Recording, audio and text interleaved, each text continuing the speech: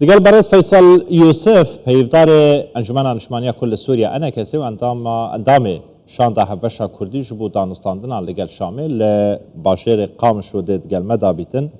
برز فيصل ايوار باش تو بخيرا تجبو كردستان بيتشار جارك هاديك خوش حالا كامي قلتو بيشي كين لسر يك ريزيا كردانو يتر قلتو بيشن كردان دقال شامل و كومبونك انجام دا اف کمبون جاره کدگه جد الخوشیا کردان بو اف شوی که گشتی لروجاوای کردستانه و بحثا چکر و چه بریالتا سپاس اشترا وش تماشاوان الهجا وش كارماندي كردستان 24 يعني استخدم بيجم نجواتا ما يكمين بويا قده امرونشتن برين هاجي قلق جاري امرونشتن اللي ياده مسألة كويت هايبتي هبو اجبر پر پیدانا مسئله ریخست کرنا وی شانده کاروباری میکانیزم آوی چاوا امکار بن بریو ببن بکوی اواکی يعني مؤسساتي وقت بيجن ام چاوا مسراست كر جفاتي خويغو انها وقت بي هر هات بيرا هنا كاجما ما دوري يعني ام كاربن واجبات ابكن ام سر سكنين كاروباري ما روجيتي يعني امي تشبكن بهاف دورا شاند ارينا في شاندا لي هاتيه ببرياركيش كونفرانسي گشتي املتي كرد لهندروي سوريا كاروباري في شاندي قلكن يعني دانو ستاندنا بري برياغو ايرو الشامي يانجي وكيلي تري دنگي املتي كرد لهندروي سوريا دا ام سر سكنين جي او نرين هفبش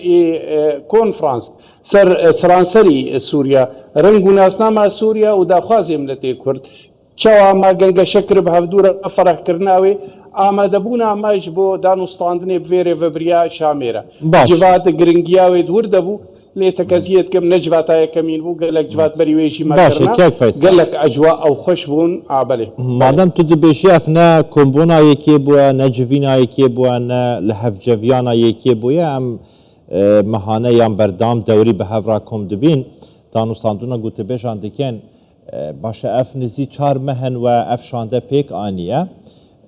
دی کنفرانسا قامشلوه دا شما هتانها هینه چوینه شامه یان سدم چنه هنگ ناکوین گوتو بیجان دیگر شامه جبو وان خالان وان بندان اوین کو اف شانده لسر پیک هاتیه سپاس يعني تقازم بين مبيرات تو تماشفان الهيجا شاري مانجيشش شاري حزيراني ناف هاتن ديار كرن ايشان دي يعني افدمها تشيبو اجدمها وفرده يعني ام كاروباري خد كانوا ام لف درونن حتى تيبيني ايغو دهندروي كونفرانسي 26 نيساني دبردرا دايما تبلي كر هناك تشتي ميدي هابون تكليه ميدي تريجي هابون ما بهفدورت كرن ليش ما ام نچون الشامي اي مجالي خدا وقت بكاتك سرك جملتي كردار وقتي ما دنگي خو گاند يري وبريا شامي اما بكاتي كرديه كمين جار ام كارن تمام نرينا خل سر سوريا تمام يهبش ومسرا چاره سر کرنه کردی و اف دنگه کشبو یکیتی و خرطبونا سوريا جي اف دميني حتى انها او ريفبريال شامي جيم خابنيه گرك او جي دست پیش خريه کوي هبه برا پیک هاتك گو خود بینیت سوريا دا و ملتك رسن سر عرضي خواج خلقي سوري او جي دست بيبكن حتى انها هي اوانا برسوا منا داي بلي باشا يعني هند ناف خدا ركتينا وكشاندا بجن هفباش يعني شاندا كردي هندنا خدا ريكتينا لسر بندن وان گوتو بیجان و چاوا گوتو بیجان دیگر شامه بکن یا دو ایجی اگر زحمه نبید برسوی بدهی و مسج پیام جبو شامه شاندیه و جرا گوتیه ام آمادین ام حاضرین ام لبند آوینه جبو ام گوتو بیجان دست بی بکن بله ما يعني بنعرف خدا ابدا ما آمادنا يعني حتى يعني وقت بيجي ارينيه تفاي رنگو باري گوچاو امي برواني بكن نرينا ما تشتيما بريوينا يا كونفرانس يا ملتيما تماميا ليش بوغو اجتهادات يك شماولو يك اواكي دي نرينا ما يكا دانوستانا ما بغا وين نريني را يكا لي معلمتي ريفبريا شامي كريا اري معلمتي كريا ما غانديا وانا انه عم تخوازن وببينن حتى انها هي برسفنا هاتيا باش الشام هناك شافكاني هنا كاك فيصل هناك شافكاني هنا هناك جدر هنا نظام حتى كانت راستن اشتد برسم دبيجن كو شامي جورا غوتيا يعني بشويك مباشر غير مباشر جورا غوتيا وتي هناك مرجين هين هناك بندين هين دفي دفجي بردن بو نمونه يك جوان بابت ناوندي و ناناوندي نابد بحث بكن سوريا كناوندي هيا اف تشتا راستا يعني الشامش ورا غوتيا حتى وان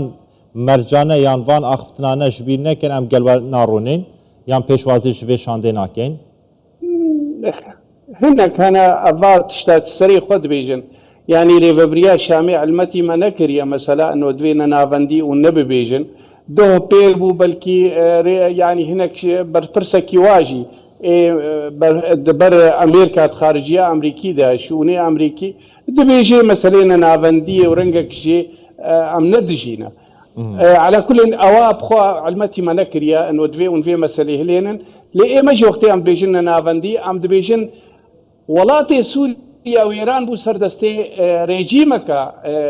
نافندي تيذكر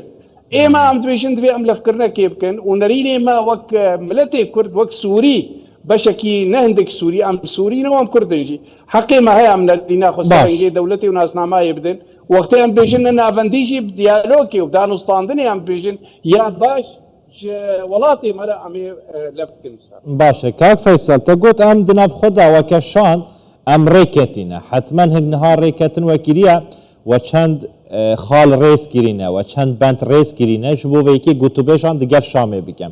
ست كارش مرا بيشش بلي بابت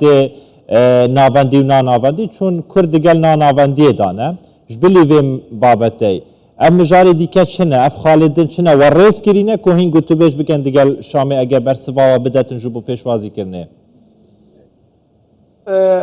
ريس كرناوي اونا عمي وقت بيجيد قونا غابري قو عم بكهن الجمع ترتيب لي تشتكها او تشتيقو ارينيا كونفرانس كسك شمال نكاري جي درباس ببي ثاني هناك مسألة يكو دو سيو شار أواقو الباي هاف كيجان الباي كيجاني بلكي أواقو عم صرت ساكنون وملفك يعني وقت بيجي نريني جدد مدنيين ليه نرينا كونفرانسا يا عملتي كردا دا خوازي ملتي ما قدوي بما في بيكرن دستور دا سوريا كنا نافندي دا سياستي أبيقو بري سرهاتنا مشاندن كمرا عربية إحصاء قانونات شلونها قد ذكرنا عثماني ما تمام في بين اهلانين بقاسي ويناجي وهدان بدفري ما ببي دبي بلا كرنا كش دستلاتي ومسألة ثرواتي هي تمام جي بيكرن او تمام جي ام ابات كن سر تشتي قوتش كونفرنس هاتي بريا كرن او ام نافليت كن نرينا كردي هفش سر سوريا وشار سر كرنا مسألة كردي باشا بنمونا كاك فيصل هند زانن كوري كفنامه يك دنا برا مزوم عبدي واحمد شرح هيا يك جبندن وي تيك هلبونا هيزن حسد يا دقل هيزن وزارتا برگريا سوريا يا سوريانو لسر في بابته هن وكا كرد وكا شاندا كردي وچاوا گوتو بيش گرينه هن چاوا پشتوانيا ويكي ديكن هن وكا شاندا كردي دقل ويكينه كو تماميا هيزن حسد تفلي وزارتها برگري ببن هزا حسد بيت حل كرن تشتك نمين بناوي هزا حسد ايما ام وكن جمنان اجتماعي كردي هر وقت ام بيرنا چار سريا تشتيقو دندروي سوريا دا سوريا كنو ابا بي دولتك نو ابا بي دولتها بري دولتها بعث بو دولتها بشار الاسد بو ايرو ام دبيجن دولتك بيكاتي كرد دروز علوي عرب سريان اشوري تمام تو شريكي بن او دولتاكو جرانتي هبي قوم كوي بيكاتي تمام دناف دستاده نچن هنجي امبيرنا يعني سوريا كيك نرين وتمام ام جو ام كاربن شريكي هف نعم ام هرن البرسا هناك ديتري